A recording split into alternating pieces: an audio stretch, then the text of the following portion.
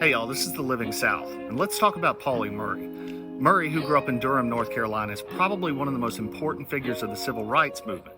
That's because she wrote the basic legal argument for the case that desegregated America, Brown v. Board of Education. You probably remember it from school.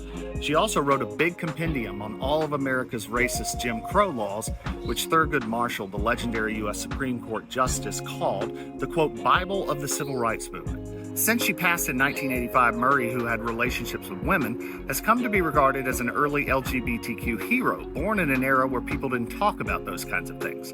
Despite all of this, Murray isn't the household name other civil rights leaders have, like Martin Luther King Jr., Malcolm X, Thurgood Marshall.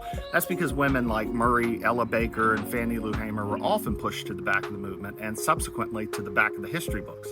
It's important to talk about Pauli Murray today because in the last couple months, President Trump's administration has taken a number of worrying steps, including removing Pauli Murray's biographical info from National Park Service pages and now pulling federal grant funding for a museum and racial justice center housed at Murray's childhood home in North Carolina.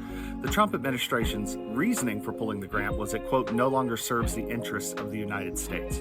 The center's director this week described this as a, quote, targeted, intentional effort to erase the histories and contributions of Black people, queer people, women, and other marginalized groups from the historical record.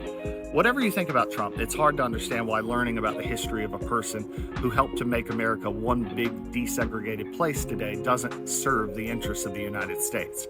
If we believe anything at the Living South, it's that knowing where we come from here in the United States, and here in the South especially, is crucial to understanding where we are and where we're going. So what do you think about all this? Tell me in the comments and make sure to follow The Living South for more like this.